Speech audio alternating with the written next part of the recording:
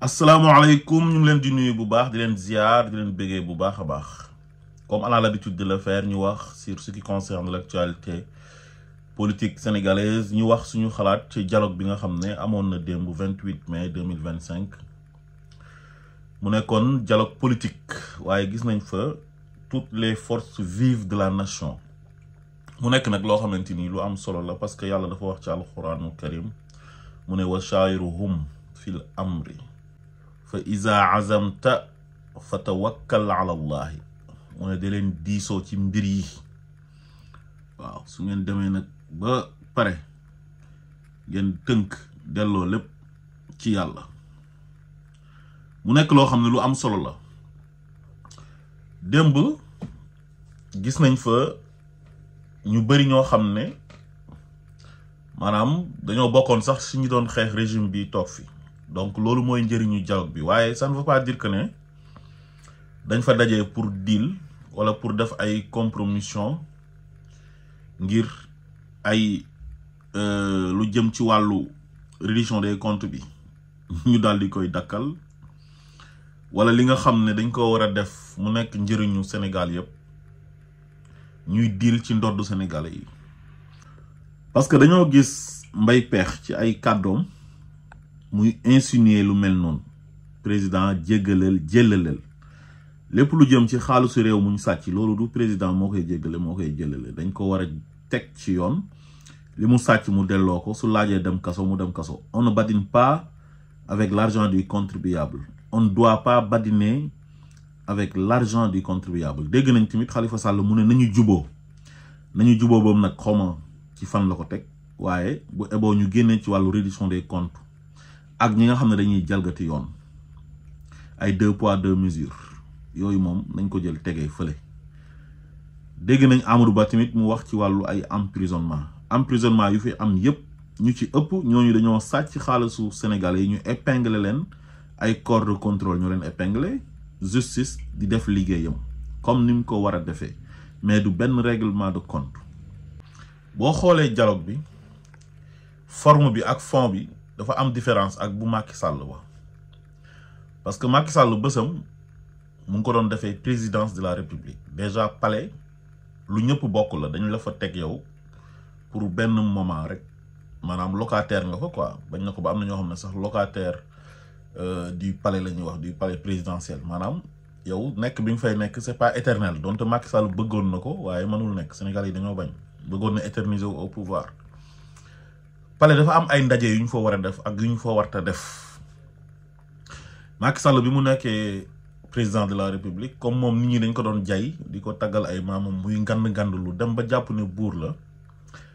lu ko neex la daan def ci palais ba di fa def ay activités politiques am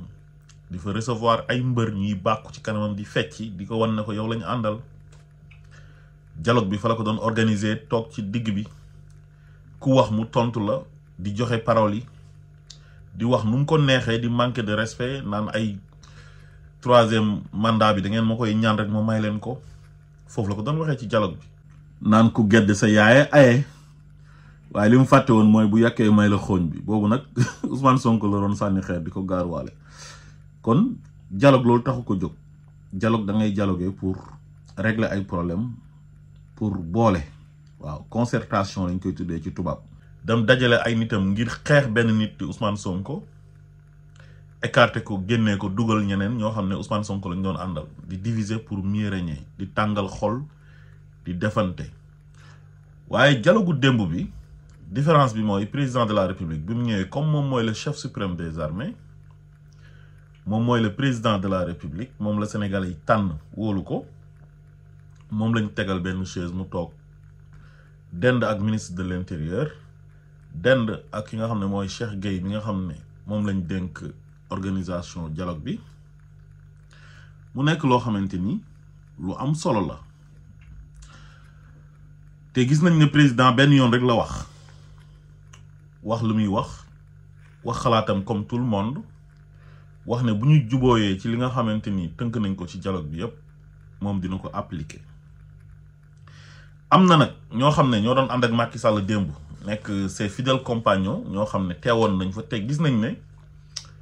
waa APR ci boppam nee nañ ñoom demuñ maanaam parti bi nee nañ ñoom demuñ ci dialogue bi waaye ñi gënoon a virulent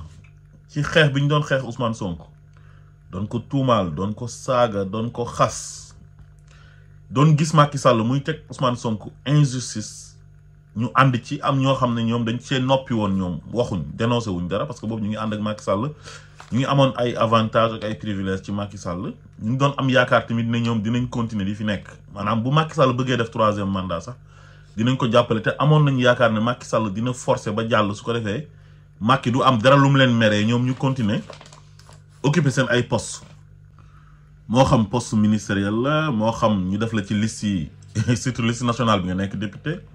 moo xam nga nekk directeur général wala nga nekk chef de poste wala chef d'agence ambassadeur poste yi daal bëri nañ wala ministre conseiller yëpp a ngi fi donc ñooñu xam nañ ne c'est fini pour Macky Sall Macky Sall daanu na nguur gi jeex na Macky mënalatu leen dara léegi ñoom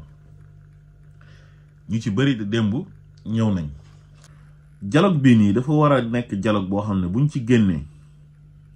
dafa war a jeexal bépp forfaiture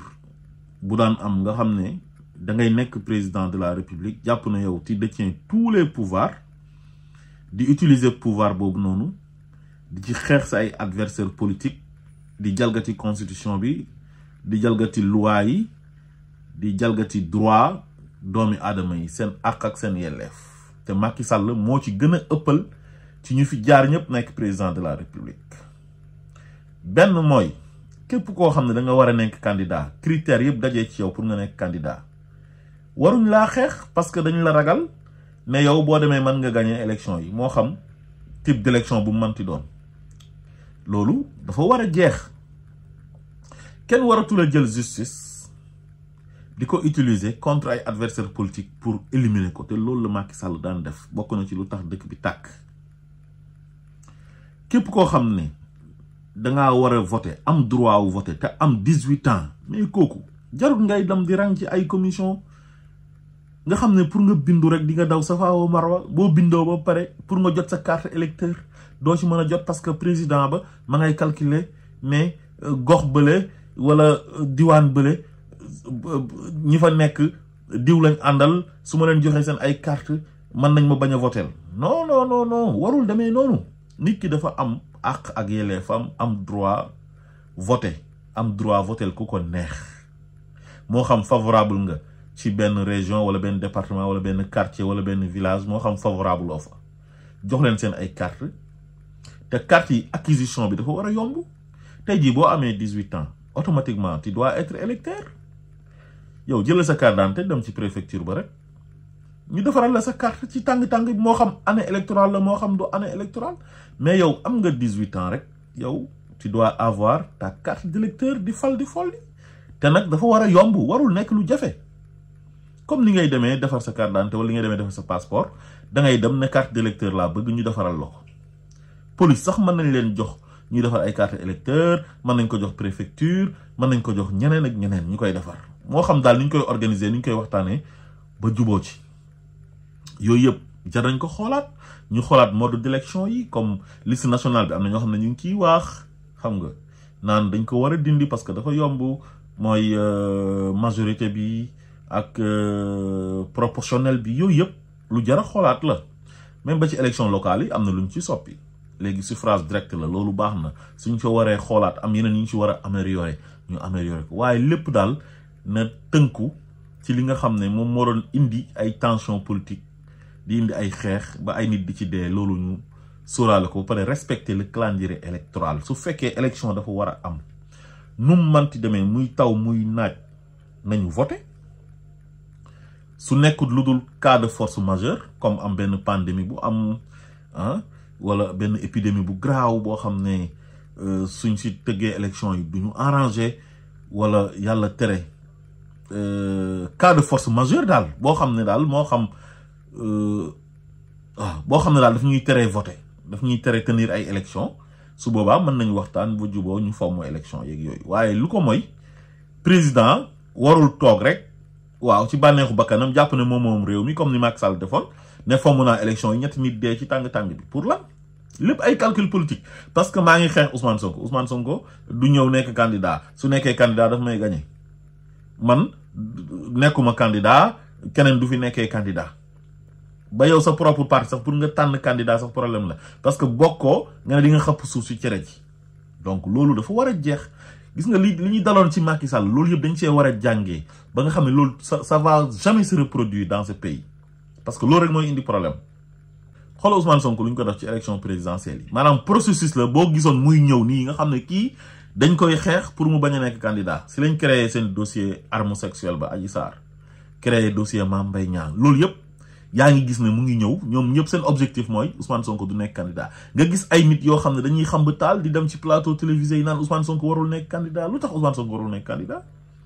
ñu dem ba ca Ndeela Fall ne du jox Ousmane Sonko fiche de parrainage xam nga loolu c'est énorme te loolu yëpp Macky Sall moo ko sant Antoine Diome moo ko sant te amuñ ci benn droit nga gis Cheikh Issa Sall ne moom du jox Ousmane Sonko nga xam ne kii moo nekkoon mandataire Ayib Daffé ne di ko jox attestation de dépôt ginnaaw bu mu déposé caution bi ba pare te teguñ ko fenn nga dem ba gendarmerie dirigée par général Moussa Fall teg benn gendarme buntu conseil constitutionnel ne ko mandataire Ousmane Sonko bu ñëwee bu mu dugg mais loolu c'est énorme dafa ëpp te loolu yëpp tey ma ngay dellu ca Macky Sall bëgg-bëggam la xam nga ñu dem ba juge dogal ne Ousmane Sonko kenn war ko génnee ci fichier électoral bi président bi ne li justice bi dogal du ma ko def moo ko ay nitam mais loolu dafa ëpp ñu dem ba Sénat jox benn injonction waa DGE ne leen Ousmane Sonko dafa war a am fiche de parrainage jox leen ko waa Sénat Macky Sall mere leen tas Sénat ba jalgati yoon def lu ko neex dégg naa sax Cour suprême décret boobu noonu moom dàq na ko daal nee na décret boobu jaarul ci yoon nga gis conseil constitutionnel sax maanaam dem nañ ba yóbbaale leen ñoom ci xeex bi ñu invalider Ousmane Sonko te teguñ ko ci yoon parce que vice de procédure bi mu am ñu xeex ko DGE xeex ko caisse de dépôt et de consignation pour mu bañ a am fiche de parrainage ak attestation de dépôt ci caution yam bi yooyu yëpp ay vice de procédure la ak ñu accéléré dossier Mame Mbaye Niang bi Cour suprême pour jox ko waa conseil constitutionnel pour ñu annuler ko ñoom si seen bopp tey waroon nañoo jël seen responsabilité àtte ne Ousmane Sonko dafa war a nekk candidat parce que lii dañ ko xeex benn processus la waaye nag na ma yàlla baal ko fa nekkoon yàlla na ko yàlla yërëm xëñ na mission yam lu def cee bokkoon pour ne Ousmane Sonko du nekk candidat donte Diomaye bëggoon nañ ko éliminer waaye à la fin dañoo xam ne amatuñ issue quoi te dañ naan bu yàggee dafay ëpp mujj gi ñoom Macky Sall sax mere na leen bañ jàkkaarloog Macky Sall mooy bi ñu jiiñee ñaari membre yi ne Amadou Ba moo leen corrompre affaire yooyu noonu bañ bëgg fee créer ay crise institutionnelle naan ñaari institution yi dañoo am problème ak lu nekk ñuy wax loolu yëpp nañ ko moytu mu bañ a amaat c'est très important.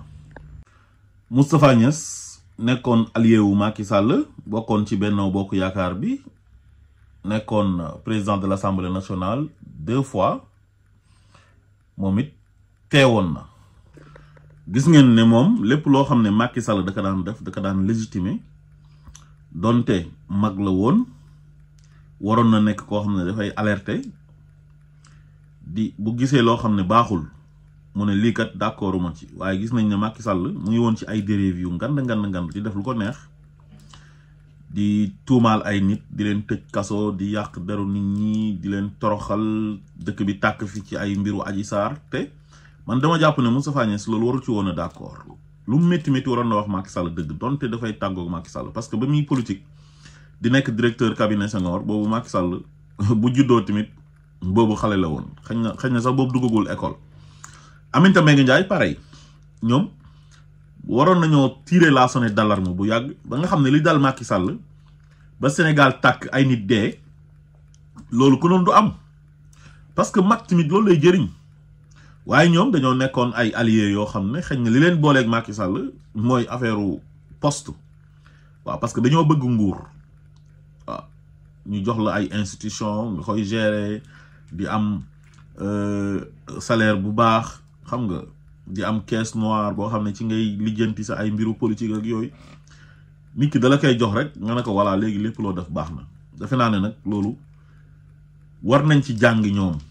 ci dialogue bi ba pratique yooyu noonu mu jeex parce que Pastef dañoo ñëw ngir jeexal pratique yi nga xam ne moom moo fi amoon. donc ñu teewoon bëri nañ ci ñi nga xam ne ay allié wu Macky Sall lañ.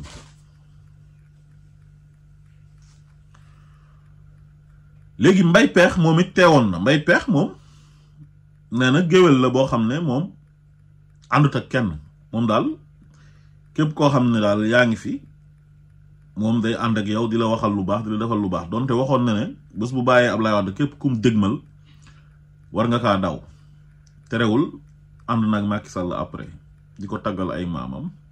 Macky Sall tamit nangu ko mu am fa bépp privilège boo xam daan na ko am ci Ablaye Wade wala mu am sax lu ko ëpp. donc Mbaye Pekh su fekkoon dafay jouer rôle lu géwél dëgg moo kii ko yebaloon di El Hadj Mansour ak seen association bi mooy communicateur traditionnel yi ba ci ay Bécaye Mbaye ak yooyu ku noonu am na position yoo xam ne bi Ousmane Sonko nekkee ci jafe-jafe ñu ko doon tooñ ku noonu duñ ko am. kon ñoom it nañ jàngee ci dialogue bi jéem a soppeeku balaa dee di ñëw parce que xul innal mawta allazi tafiruna minhum fa innahu mulaqikum dee gi moom dafay bette donc. mën nañ soppeeku rattrapé wu xam ne ci njuumte lañ nekkoon parce que rôlu géwél dëgg mooy boo nekkee ci dëkk gis ay nit di féewaloo gis ay nit di tooñ dañ cee war a dox tànk jàmm nit ki lu mu nekk président de la république lu mu manti jël ci alal di la ko jox su juumee rek amal courage na juum nga ba pare dox tànk jàmm soo gisee ne Sonko ñu ngi koy teg loo xam ne lu jaaduwul la ñu ngi koy tooñ moom ay nitam dem ba dëkk bi tàkk ci ay mbiru Adji Sarr yoo xam ne ay kàcc la ak ay fen juste rek pour bëgg ko booleeg justice éliminer ko loolu ñoom waroon nañoo dox tànk jàmm ñoom ak sëriñ si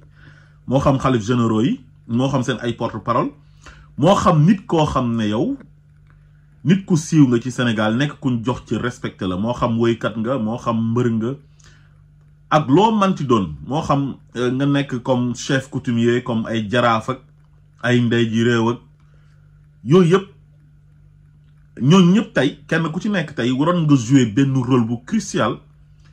ci li Macky Sall doon teg waa Pastef te loolu moo tax dëkk bi tàkk te ñoom bu ñu jógoon teel a jóg ànd kaak bëgg réew mi ànd kaak honnêteté ak sincérité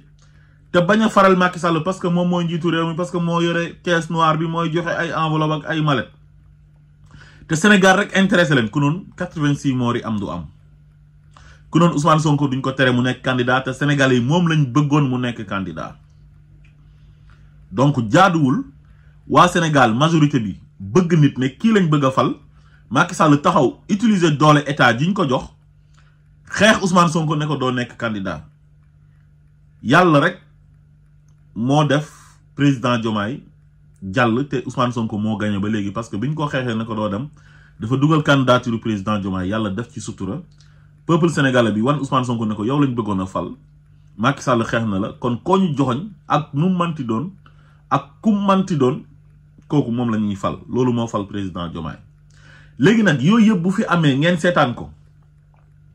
Macky Sall def lu ko neex ngeen ëlbatikuwaat ñu oote dialogue ngeen ñëw fa di woote jàmm naan ay kaay lañ oote jàmm te yéen bu ngeen waree oote jàmm oote wu leen woon jàmm loolu defe naa ne rafetul. Serigne Mansour Sy Djamil bi Macky Sall tollee ci digg xeexam bi ak Ousmane Sonko moom bokkoon na Yewwi Askan Wi si la jàmbu Ousmane Sonko dem fekk ji Macky Sall di def lu ko neex démb maa ngi ko dégg sax muy jéem a justifié wu ci gëmmal dóor bi. waaye erreur yi ngeen def il faut ngeen reconnaître ko su ngeen bëggee réconciliation am su ngeen bëggee li nga xam ne moo daan am ëllëg ba dëkk bi di tàkk ci ay wàllu tension politique reconnaître leen ne yéen bi ngeen waree alerté wu leen parce que yonent bi daf leen wax ne man raa minkum munkaran fal yughayyiru bi yadihi fa in lam yastati' fa bi lisaani fa in lam yastati' fa bi qalbi wa zalika adfa'ul iman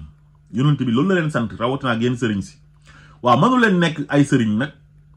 gis benn waay buy dóore di tëjee di raye di jalgati àq ak yelleef di jalgati constitution ngeen koy jàppale kam yi dal ci kawam ngeen beddi ko ba am ay xalif généraux ak ñenn ci ñi nga xam ne ay kilifa diina lañ nangootuñu recevoir Ousmane Sonko loolu tamit il faut le reconnaître te xam ne loolu nekkutoon taxawaay bi ci jamono jooju parce que yàlla dafa wax ne wa in taifataani min al muminina iqtatalu fa aslihu baynahuma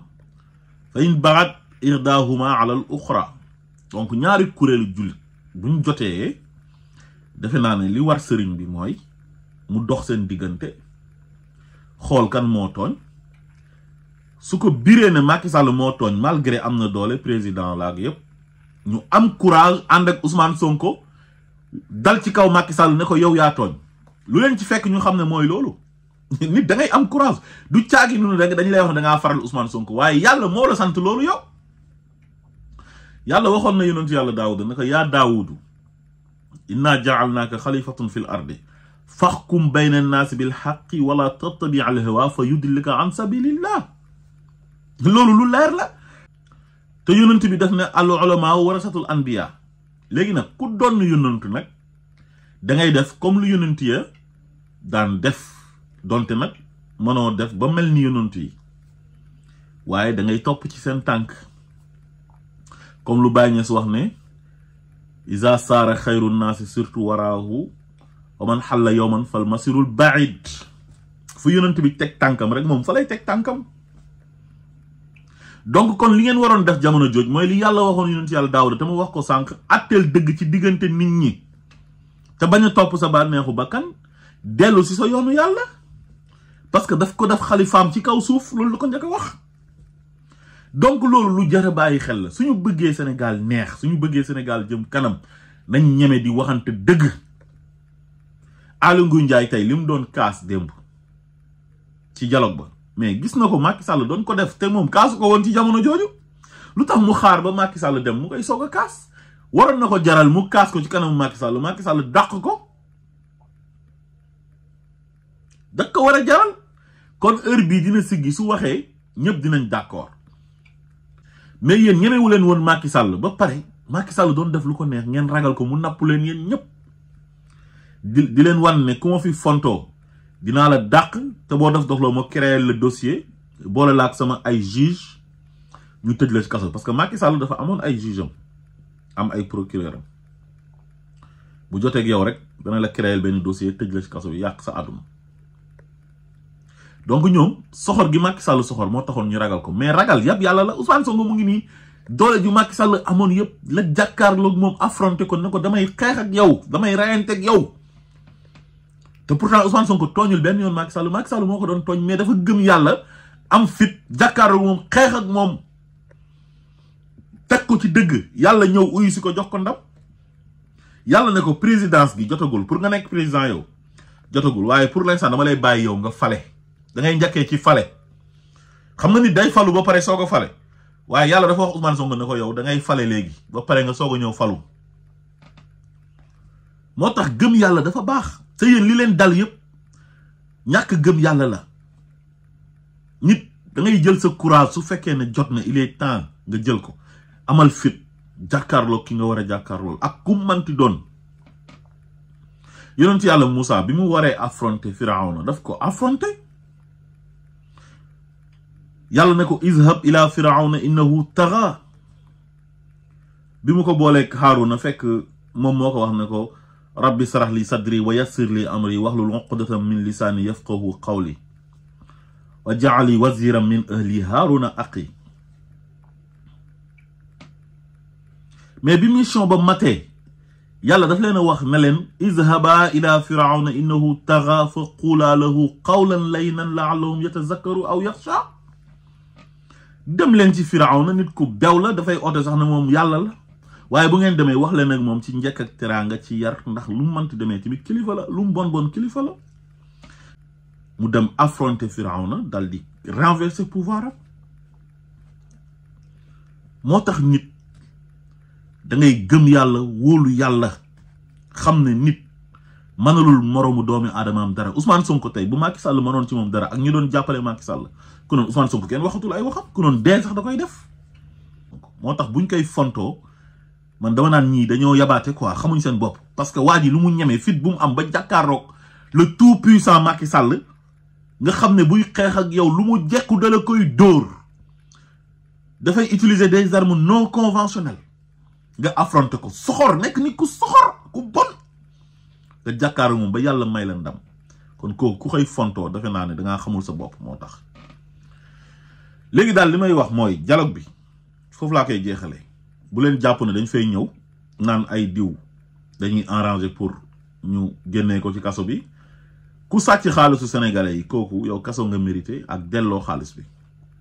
des fois nag juge yi mën nga joxe caution ñu nangu ko des fois nga joxe caution ñu ne duñ ko nangu loolu seen appréciation la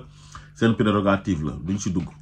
waaye daal réduction des comptes bi buñ ko mukk jubal ca dialogue ba ñu naan ay nañ bàyyi ñu tëj ak ñi nga xam ne dañuy saaga nit ñi ndey ñu leen di denc ci kaso yi reewaande googu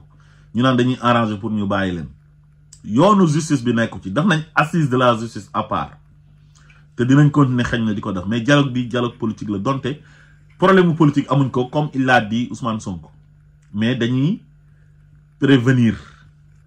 parce que ni Macky Sall doon gérer réew mi di xañ nit ñi seen àq ak seen yelleef loolu lañ bëgg mu jeex ku war a nekk candidat code électoral bi ñu xool ko defaraat ko ba mu baax c'est très important nga xam ne duñ beddi kenn duñu xeexee kenn doole ji nga xam ne moom lañ leen jox ñu fi jaar ñëpp def nañ ay acte yu fort mais Macky Sall bi mu ñëwee xoolal fu mu mujjee mënatul sax ñëw Sénégal ndax ay ñaawteef yu mu def taal dëkk bi ay nit dee te loolu yëpp mënoon na bañ a am jàpp ay nit emprisonné leen di leen torturer te yooyu yëpp mënoon na bañ a am waaw kon daal dialogue bi mu war a doon mooy nañu seppi li Macky Sall doon def ci lu bon te dëkk bi tàkk yëpp ñu jël ko sànni fële ca xaj xam nga te jéem a respecter constitution bi respecter loi yi respecter droit yi mu jeex tàkk ku nekk jox sa morom cër asalaamaaleykum wa rahmatullah